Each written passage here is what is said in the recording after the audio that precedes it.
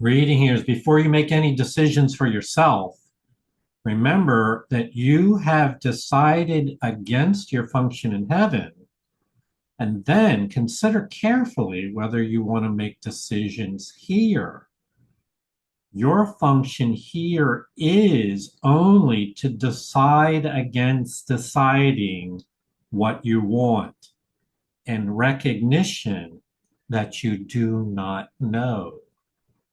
So that's a lot to take in, but notice how it's about decision making and realizing that we've been confused and had decided against heaven and therefore are not in a position to be able to decide clearly here. So instead, we acknowledge that we are willing to admit that we had difficulty deciding. And now our function is only to decide against deciding. And then as we get into our reading, we'll realize more about how we go for help out of that conundrum. So, continuing on in chapter 14, this is Miracles on High Plains. My name is, we're not recording. We are recording. Miracles on High Plains. My name is Jonica, and David is our reader for today. When you accept a brother's guiltlessness, you will see the atonement in him. For by proclaiming it in him, you make it yours, and you will see what you sought. You will not see the symbol of your brother's guiltlessness shining within him while you still believe it is not there. His guiltlessness is your atonement. Grant it to him, and you will see the truth of what you have acknowledged. Yet truth is offered first to be received, even as God gave it first to his Son.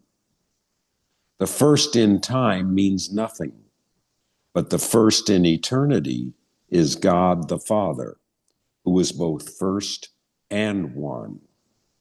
Beyond the first, there is no other, for there is no order, no second or third, and nothing but the first. Mm-hmm. So the question really is, how do we as miracle students accept the atonement for ourselves? How do we lay hold of this experience? And this is talked about in any number of places in the course. Here, there's an emphasis on what comes. We know that our brothers are involved, as well as our own internal being. And here, the emphasis is around what comes first. What's the first? Where do we begin? And what it says here is that truth is offered first to be received. That is to say, in terms of others, that you will see the atonement in others, and by proclaiming the atonement in others, you make it yours. So there should never be ambiguity in our minds about what the Course says, because it's very clear that you cannot see it for yourself until you first see it in others. By proclaiming it in another, you make it yours. For in other words, it's the law of perception. You will see what you have sought. You will see it in yourself, what you sought for in others. And so this becomes meaningful for our personal transformation, as well as it becomes significant in that now it tells us to go look for the atonement in others, and we know that that has an impact on them. And so this begins a cycle of forgiveness, a chain of forgiveness, whereby we are, as miracle workers, we are constantly on the alert to acknowledge the light in others. And in so doing, it heals both the others as well as ourselves. Susie? So, this is kind of a clue. Oftentimes I hear and I say it sometimes like, "Oh, I've been praying and praying and praying for something for myself to be healed and removed, and, and it hasn't been, and it hasn't been." And this is really a clue for me because there's someone that I haven't yet been able to see as guiltless. For something that happened in this world. I know I know, that person is innocent in their higher self. So that holds me back. Yes. So this is really a great understanding for me. Yes. It really holds my healing back. Yes. So I just wanted to mention that is very important. Yeah, it really is. It's the key to recognizing where is the problem. It's seeing a problem in others that holds us back. Well said. Paul? Oh, I just wanted to add something to what Susie said. In my own experience, the forgiveness, when I forgive someone else, it seems like my decision making is much clearer as opposed to having a lot of barriers to hearing from the Holy Spirit or hearing from. It just seems like once I forgive that person, I have a much better, much broader perspective in terms of different options to engage with that person. So I just want to share that. Yeah, indeed, so true. We're going to get to those barriers later, and it's just what you said, Paul. By removing the barriers and the way we look at others, it removes the barriers within ourselves. Thank you, David. David W. For me, it always starts with me. Uh, I have to. Oh, can you hear me? Audio problems. Hang on. Okay, closer. Is that better? That's better. That's better. Okay. For me, it always starts. David, are you covering the microphone on your phone? No, I was walking. I'm out gardening. I'm just coming to my porch. I'll stay in one spot. Can you hear me okay? Yes. You should. Okay. For me, this is really important. It always starts with accepting. David, we're really having a hard time. Can when you get more settled, can you then share what you wanted to say? Yeah. All right. So he lost his connection. So we'll go on and give David a chance to share when he comes back.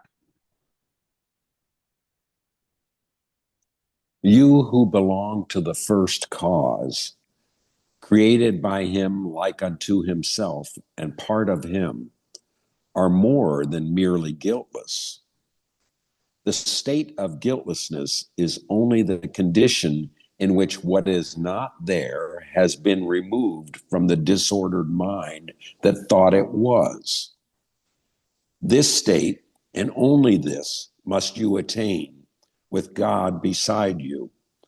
For until you do, you will still think that you are separate from him. You can perhaps feel his presence next to you, but cannot know that you are one with him. This cannot be taught. Learning applies only to the condition in which it happens of itself. Mm-hmm. So it describes guiltlessness, which is innocence and purity, holiness, as a state. It is said in many places, it's our natural state. And therefore, that state is merely a removal of an illusion of a faulty concept of reality from a disordered mind. And once this goes back to Paul's comment about the barriers, and once that is removed, then it allows the mind to return to equilibrium, to tranquility, to its natural state. And so let me say this another way so that it's clear. In a state of guilt, our mind is unhealthy mentally. It is in disequilibrium. It is at war within itself between our own inner holiness and the belief of guilt. So it's mentally, emotionally, and socially and psychologically unhealthy. And when we remove the guilt and return to the state of innocence and wholeness, it is, as Paul said, things clear up. It's our natural state. It's the state in which we were created, and it feels good, and it enables clarity of interactions. Your encounters with other people deepens. It's a complete package. David W. Yeah, I believe what you're saying is of the greatest importance for me personally, because I have to turn to the Holy Spirit to recognize that I am guiltless, I am completely innocent. And then when I see that in my brothers, right after that, as soon as I see it in myself, then I can see it in my brothers. And forgiveness is so much easier. But it has to start with me, my self-limiting beliefs, all the little negative messages. I have to feel completely guiltless myself. And then I can see my brother and we can share that with each other. So thank you. Mm-hmm. Thank you, David. Just as a minor point, this last line, learning applies only to the condition in which it happens of itself. I noodled on that quite a bit. And it turns out there are conditions for learning, because we're talking about the conditions in which learning applies. There are conditions for learning. And so what I came up with is this condition at the end. When you offer only undivided attention to the truth, then learning happens of itself. For in other words, when you attend to the truth, you're willing to let go of all your mistaken illusions and attend on with all your attention goes to learn to the truth. You will learn. The situations in your life will then become useful and productive for you to see with clarity and understanding that was not possible before. Susie? I mean, the Course says, I'm not really forgiving this person first. I'm forgiving the thoughts in my mind. Yes. About the situation, and then of course I'm forgiving my brother for what he did not do. So it's not like when I offer forgiveness to this person, I have to forgive my thoughts that I have about the situation. At least that's the way I understand the Course. It is. It's really about our own mind and what the contents of our own. Yeah. It's really not about the other person. So I might make it about the other person, but that's my ego. It's about my thoughts. Right. Yeah. Okay, thanks. Which just to affirm and go a little deeper, it's the belief, ego belief, that we have the prerogative to judge others. And when we recognize that that's sorely mistaken, then we realize, oh, those thoughts are my judgments, my assessment of the other person, and I'm responsible for those assessments. And so free your thoughts, be willing to question all of your past learning, your past assessments, the things that you thought were meaningful, and so that you can become free of those barriers.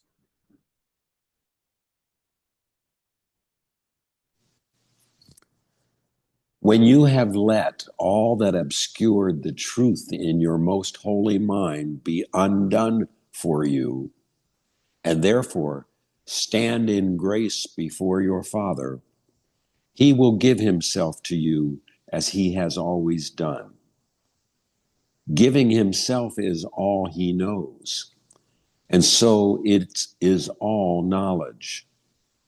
For what he knows not cannot be, and therefore cannot be given.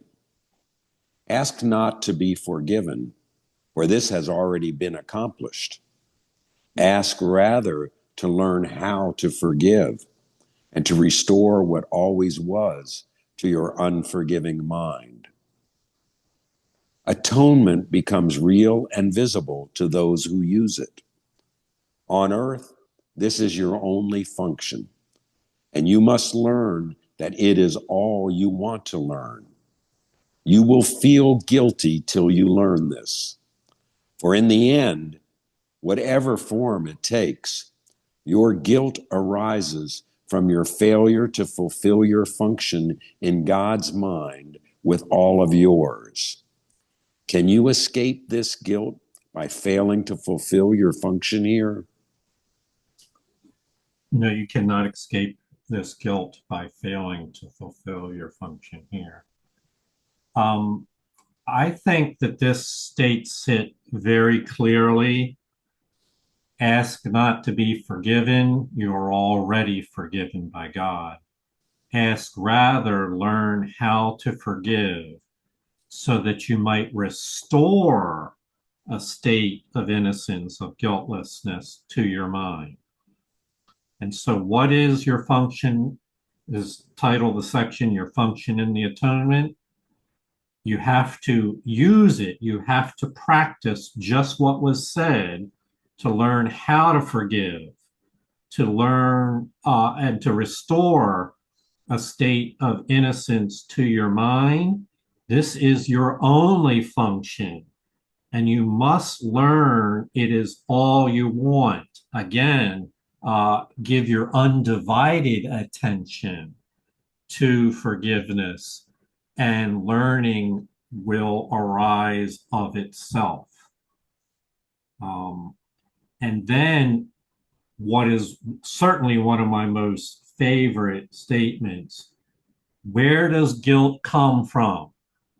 Your guilt arises from a failure to fulfill your function in God's mind with all of your mind. Said another way, when we split our mind, maybe we fulfill our function partially, but it's the part that doesn't fulfill our function that causes guilt arises from that part that is failing to fulfill the function that God gave us, which is the function of atonement, to forgive others. Paul? Oh, Jonica, just real quickly, to forgive, I understand it from the forgiveness standpoint, from the way I normally experience it. Does the Course have a deeper meaning for the forgiveness? I mean, because I think it's more than just forgetting what someone has done against you. I think it's Nothing about that. Yeah. The way I like to express it, Paul, is to forgive is to give forth, to give over to the Holy Spirit your judgments that cause you to identify guilt in the world, to give it forth. And so the Holy Spirit wants you to bring, in a relationship with the Holy Spirit, wants you to bring forth and admit those things which you have judged and give them over to the Holy Spirit. And then she promises in return to exchange that for thoughts of freedom and wholeness and healing. Thank you. But that's just one very, 1 minute summary. The whole Course in Miracles is an elaboration on, in response to your question, Paul. I mean, it has many layers that go far beyond just the words that could be used to describe it. David, your comment? Yeah, the last slide you had up when you had the conditions for learning and stuff like that, which I really liked. And it brought to mind to me that the workbook, the way the entire workbook is set up, it starts out with the first condition: free your thoughts. Be willing to question all past learning. It's about undoing. Like the first half of the workbook is all about undoing, right? And then it's so funny because then the first part of the second part is what is forgiveness, which is what was just asked. Because once you let go and you unlearn and you realize, you say, hey, wait a minute, I don't know anything. I'm questioning all my past learnings. I don't know anything. I got to learn everything. And then the second part of the workbook starts to reconstruct one's mind, one's focus, and then we learn what is forgiveness, what are these different things, what is the Christ, what is my mind, and so therefore I can evolve over the course of that whole year to the next year when I get to start all over again. Free my thoughts, because the ego will not let go.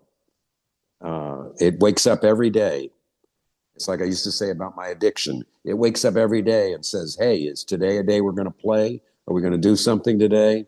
And I have to reset myself in a spiritual way. And that's why I think it's so important to do the daily lessons and to do my meditation and to stay focused. There certainly is. Thank you, David. Noelle? In complement to that and to those steps, Joel Goldsmith, in a book called A Parenthesis, Eternity, says that to reach God, we must surrender, empty our thought from all images, all roles, all worldly expectations. So for me, that's a great way into reaching more spiritual. It is. And I might emphasize the part that I like so much love about the Course in Miracles is once we empty ourselves of the thought, it doesn't leave us there in emptiness. Instead, as David emphasized, we then begin to restructure our thoughts into a new perceptual system, which is now built upon a different foundation from what the ego gave us. It's the foundation of truth. And so we're not meant to just stay in emptiness and no thought, but to transition on to a higher perception. You need not understand creation to do what must be done before that knowledge would be meaningful to you. God breaks no barriers, neither did he make them. When you release them, they are gone. God will not fail nor ever has in anything. Decide that God is right and you are wrong about yourself. He created you out of himself, but still within him. He knows what you are. Remember that there is no second to him. There cannot, therefore, be anyone without his holiness, nor anyone unworthy of his perfect love. Fail not in your function of loving in a loveless place made out of darkness and deceit, for thus are darkness and deceit undone. Fail not yourself, but instead offer to God and you his blameless Son. For this small gift of appreciation for his love, God will himself exchange your gift for his. It's this very curious line: decide that God is right and you are wrong about yourself. Well, we know that the ego promotes just the opposite. It has decided that God is wrong and you are right about yourself. And this is the basis for inner conflict of deciding that the judgments my mind has made about the world, and about others, and about the lack of love and dark, et cetera, et cetera, et cetera, that my judgments are right, but God's, which are holy and pure and beautiful and consistently loving, must be wrong. And so what a deep reversal. As David said, it's a whole new structure to one's thoughts. It's an entirely new perceptual system. Fortunately, it's one that the Holy Spirit has already fully formed. And so we don't have to start from scratch, but rather accept the system that she teaches. This small gift of appreciation will result in receiving, becoming aware of the gifts that God has given.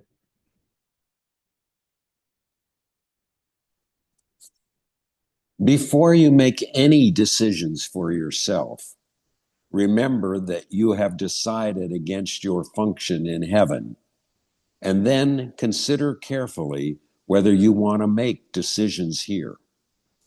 Your function here is only to decide against deciding what you want, in recognition that you do not know. How then can you decide what you should do? Leave all decisions to the one who speaks for God and for your function as he knows it. So will he teach you to remove the awful burden you have laid upon yourself by loving not the Son of God and trying to teach him guilt instead of love. Give up this frantic and insane attempt that cheats you of the joy of living with your God and Father, and of waking gladly to his love and holiness that join together as the truth in you, making you one with him. Mm-hmm. So one of the most misunderstood concepts in Course in Miracles is that of a decision maker, because there are things for us to decide, but the answer to those decisions has already been made. It's not in your hands. It's in the hands of higher power. And so our only decision is to decide not to decide by ourselves. And this goes right in the face of what many of us obviously were raised to use: either rational, logical thinking as a basis for decision making, or others to use our feelings and intuition as the basis for decision making, where the emphasis on all four of them is on it's my feelings and my intuition and my reason and my logic that I will use to decide. And what the Course says your only function is to not assume that those things which arise in your consciousness are the truth, but rather be willing to admit that truth comes from a higher source than the things that arise in your consciousness, and recognize that you do not know. And instead, redirect your decision making to the one who speaks for God, which is the Holy Spirit. And so this is how we learn, is to be learned by God, being guided no longer by the ego, but by the divine spirit within us. The entirety of the Course in Miracles is based on that transition of deciding who will be your guide. And we read it just in the previous session. Every day, every hour, and every minute, you're deciding which guide you will follow.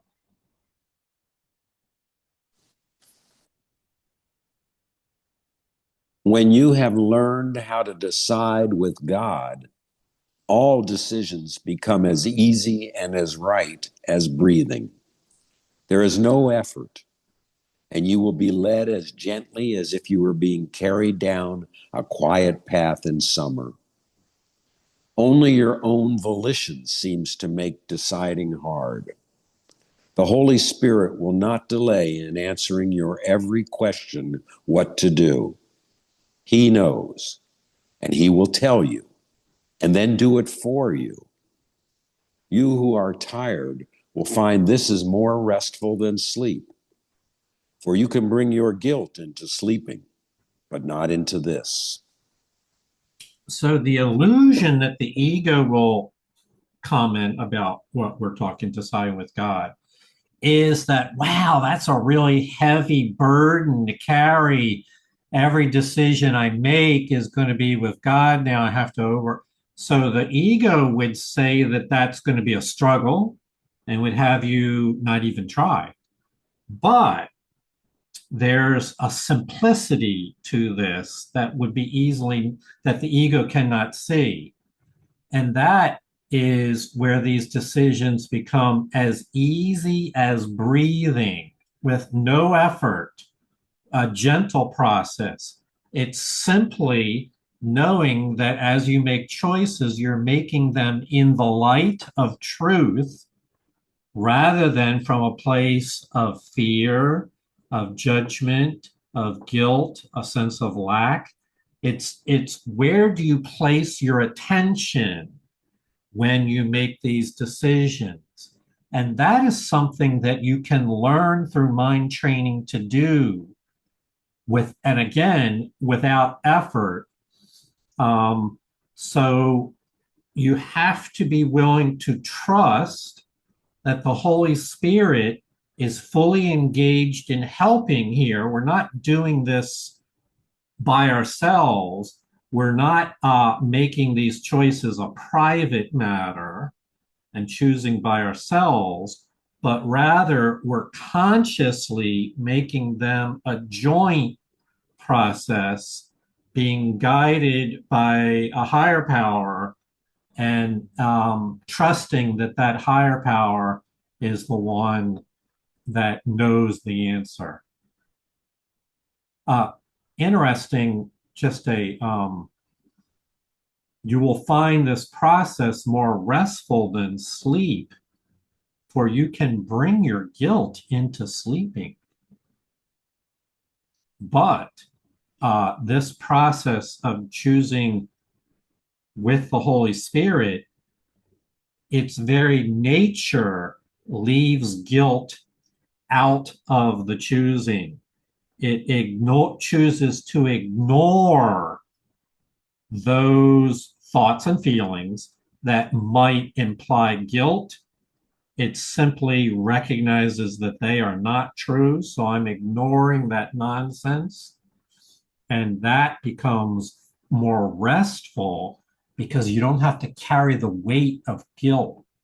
The chains, the ball and chain of guilt is no longer needs to be maintained. And so it becomes restful. David? Unless you are guiltless, you cannot know God, whose will is that you know him. Therefore, you must be guiltless. Yet if you do not accept the necessary conditions for knowing him, you have denied him and do not recognize him, though he is all around you. He cannot be known without his Son, whose guiltlessness is the condition for knowing him. Accepting his Son as guilty is denial of the Father so complete that knowledge is swept away from recognition in the very mind where God himself has placed it. If you would but listen and learn how impossible this is, do not endow him with attributes you understand. You made him not, and anything you understand is not of him. Mm-hmm. So one of the questions that often occurs is how did the separation get started and how does it continue on? Well, it explains it right here. It's by a process of accepting guilt, which is to deny the very nature of the Father and his creation. It's to substitute into a holy mind a belief that there is condemnation and judgment against others. It's a denial so complete that knowledge is swept away from the very mind that God placed the knowledge in. And so the path back to that, that's how separation begins, is by accepting guilt into the mind. Then the path back to knowledge is the opposite of that is the removal of guilt from the mind. Guiltlessness is the condition for knowing God. It's the necessary condition for knowing him is the absence of guilt. This entire program hinges on this sometimes difficult to understand experience of using our minds for guilt and believing that the world is a world of guilt. And many teaching systems emphasize the guilt. So it's understandable that we acquired that idea.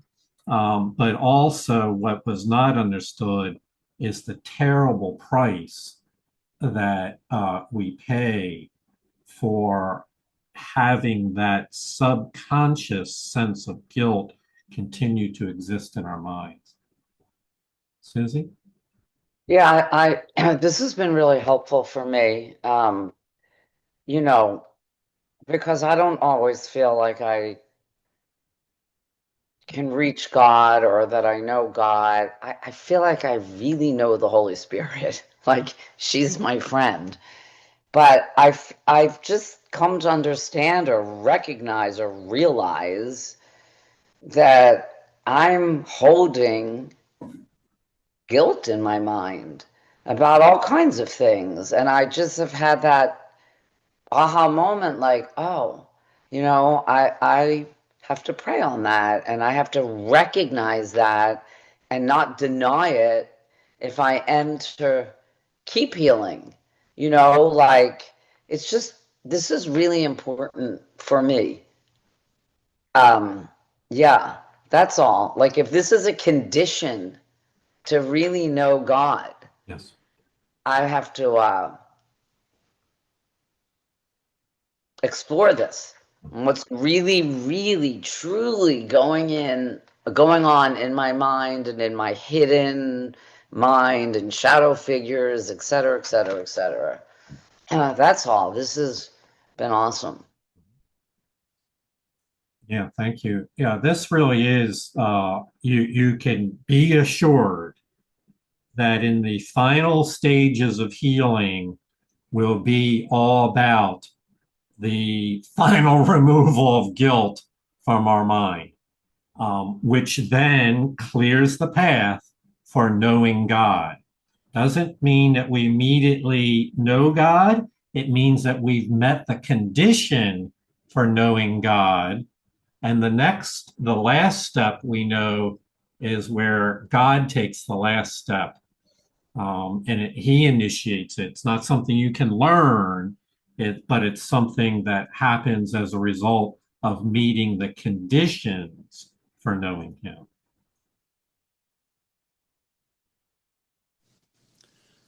Your task is not to make reality. It is here without your making, but not without you. You have tried to throw yourself away and valued God so little. Hear me speak for him and for yourself. You cannot understand how much your Father loves you, for there is no parallel in your experience of the world to help you understand it. There is nothing on earth with which it can compare, and nothing you have ever felt apart from him resembles it ever so faintly. You cannot even give a blessing in perfect gentleness. Would you know of one who gives forever and who knows of nothing except giving? So I just wanted to point out this is such a strong expression. You have tried to throw yourself away and valued God so little. To throw your own power, to throw away your own eternal identity in exchange for what the ego offers. Clearly, that winds up giving us the poor end of the bargain. There's a statement here that there is, oh, here it is. There is no parallel in your experience of the world to help you understand the love of God. And it says, I didn't cite the other quote, but in another location, it says, therefore, it's necessary that you have a new set of experiences. Or in other words, under the regime of the ego, we had a lot of experiences, but those experiences were not useful for understanding how much the Father loves us. So what are we to do? Well, very clearly, to have a new set of experiences, which are holy instants, holy encounters, holy relationships, miracles of healing, where we fulfill our function in the atonement. And then those experiences validate that healing is possible, that forgiveness works, the plan of atonement. We are essential to God's plan for salvation, and that we are loved. Those experiences validate it. And so, just like we read earlier in the footnotes, the conditions for learning, we build our lives again on a new foundation based on the Creator's plan, the original plan, the way it was always intended to be.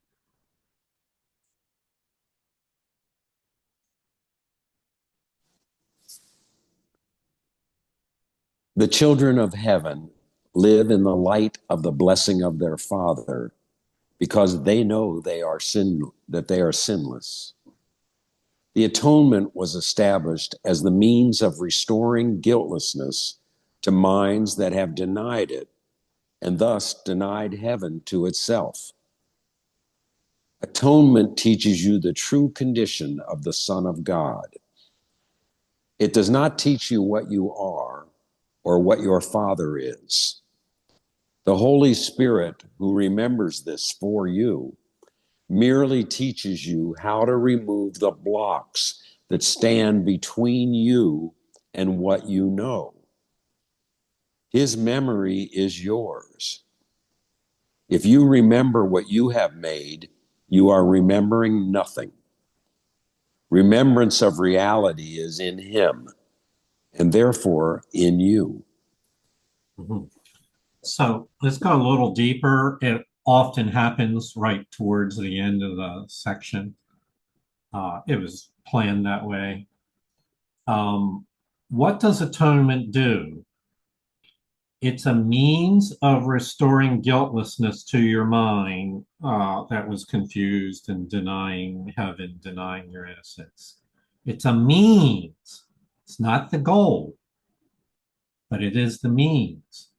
Atonement teaches you the true condition of the Son of God. It does not teach you what you are, what your Father is.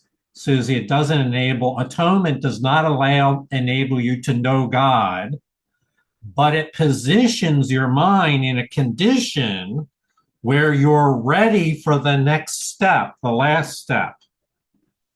So, so it's an essential part of the progression.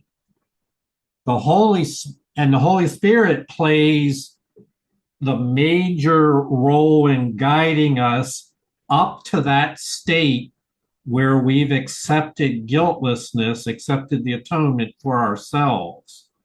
So the Holy Spirit merely teaches you, and how is that done? It's entirely about removing the blocks, and we're focusing on guilt as the block here, but it cascades. Guilt initiates a cascade into judgment, fear, punishment, attack, anger. All of those are cascading effects that stem from guilt. The Holy Spirit merely teaches you how to remove those blocks. And when the blocks are removed, what is always been eternally true of the gifts of divine light are all that remains. It's the condition, the true condition of the Son of God. All that remains is your true condition. Kim? So, question for you here. Do we need to be specific around the blocks, or can we just generally kind of address it, for healing? Do we need to unpack what needs to be healed around these blocks, or no? We just give it all to the Holy Spirit for healing? Yeah. No, very fair question, Kim. So the Course is explicit about that. And let's say, picture this on the first years of one's journey. It's all about dealing with specifics. So yes, there are specifics in our mind where we have rehearsed, oh, that person there, I don't like them. I don't even want to talk to them. Yes, we want to lay those judgments specifically into the hands of the Holy Spirit. And so that goes on perhaps for years. So that's where we all begin. Later on, it all becomes simplified, Kim, because we learn how to generalize so that, for example, I might notice somebody else doing something that, and I get annoyed. And then I realize, oh, I've done the same things myself. And then we learn to generalize that we've all done these things, and it's just part of a grand illusion. And so that we're able to forgive, so to speak, in blocks that affect larger and larger numbers of people. David, this is how you learn to forgive everybody, not by going one by one through 8 billion people, but by generalizing, yeah, we've all been inconsistent. We've all used judgment. We've all been afraid. We've all believed in lack. And I'm not willing to believe that any of my judgments in those regards have any meaning whatsoever. I release it all to the Holy Spirit. So, in summary, Kim, yes, practice giving forgiveness in specific instances until such time, and know that the Holy Spirit will guide us towards the ability to generalize forgiveness. But that's something that she will guide. It's in her hands how all that works. It's really amazing, and it's also simplifies everything, because you come to realize the judgments that we have of any one person really are judgments against all the sonship. And so we forgive the entire sonship at once. So I hope that wasn't too nuanced or too duplicitous, like was saying one thing and saying the other thing, but that's it. The course covers the entire range from specific to general. And I have to practice communicating that again so I make it easier to understand. The guiltless and the guilty are totally incapable of understanding one another. Each perceives the other as like himself, making both unable to communicate, because each sees the other unlike the way he sees himself. God can communicate only to the Holy Spirit in your mind, because only He shares the knowledge of what you are with God. And only the Holy Spirit can answer God for you, for only He knows what God is. Everything else that you have placed within your mind cannot exist. For what is not in communication with the mind of God has never been. Communication with God is life. Nothing without it is at all. Well, it happened again. Kim asked the question, and the answer was in the next paragraph. Kim's question was about specific versus general letting go and forgiving. Well, so here's the framing. When we make judgments, we see them entirely in specific instances. So I find the person that just said something to be annoying. And what that does is I wind up identifying with the guilty and not identifying with the guiltless.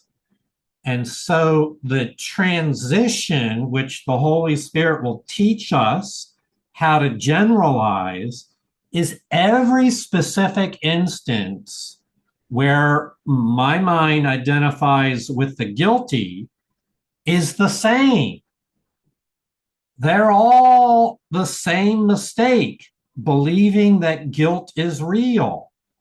And so the aha is that the entire charade of the ego is around identifying with the guilty.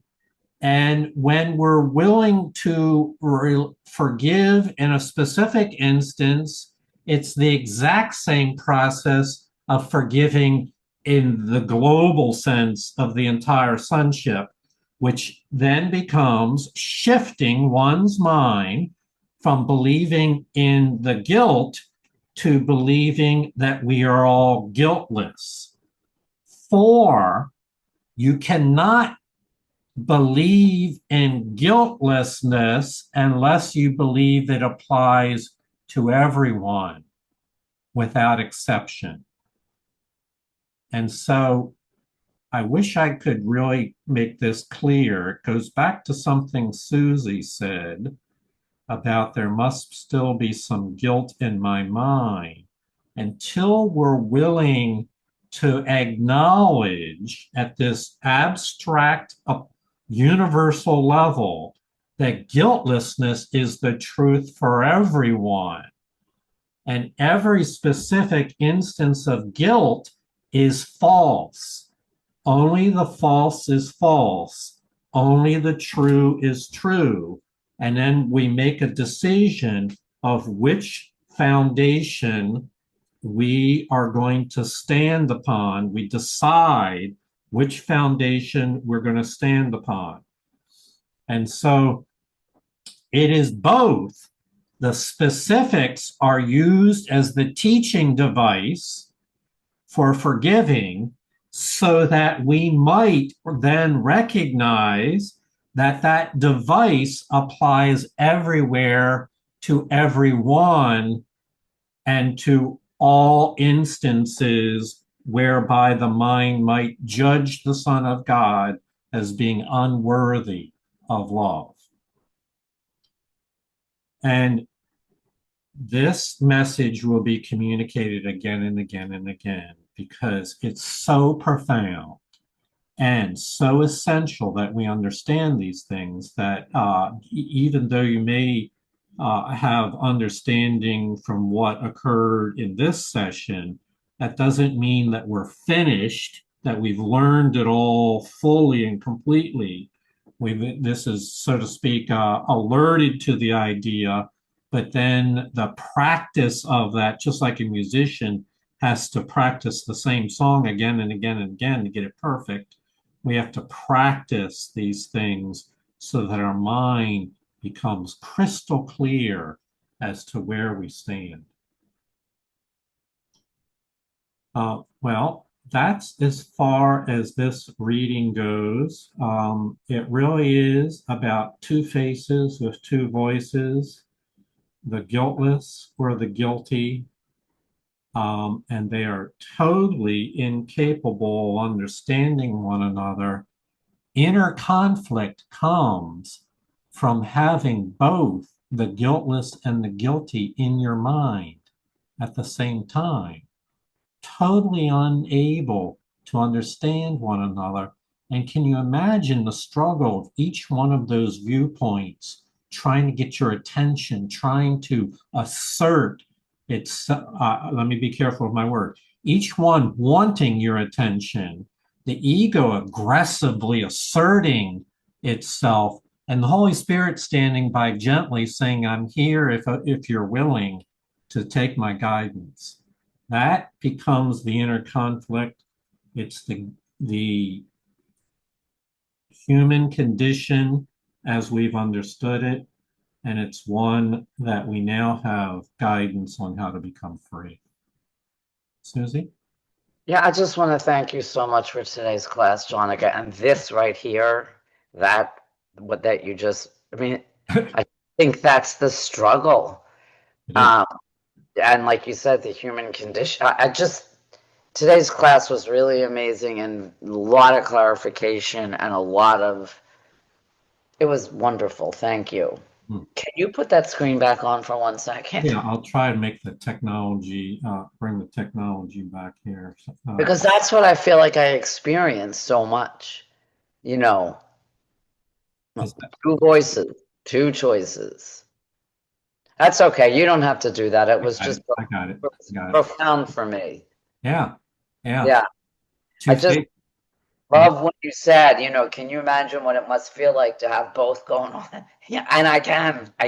Yeah, it was just great. Thank you. And I might say the next session is called The Circle of Atonement, where it takes all of what we've stated here. We'll re-echo many of the major points and then go deeper into what the healing components of all this feel like, the conditions for us to experience that healing on a regular basis.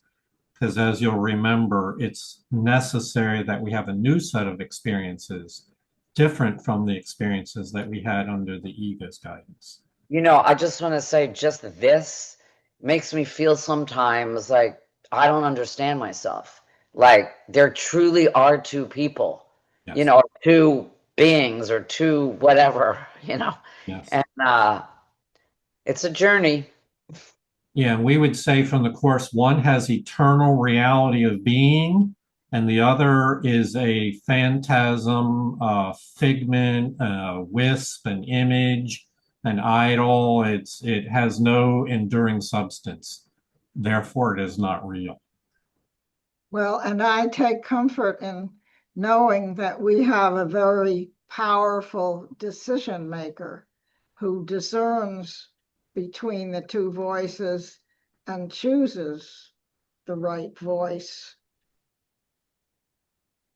Yes, Holy Spirit, decide for me. Jonica, I would like to compliment you on this today's lesson and your interpretation and your guidance. I have a lot of notes on this chapter from the times we've done it before. And I really, really feel like you did a phenomenal job today leading us through this. I'm finally getting clear. Ditto. That's what I mean. I don't know how many times I've read this, but I you know, maybe with more healing comes more depth and, you know. For all of us. Yeah. All of us, yes, indeed. Well, I'm glad it was helpful. More to come. David, thank you for reading. Thank you all for your sharing. Look forward to taking the next steps with you together. All right. You guys have a wonderful day. Bye. Thank you, David. Peace and love.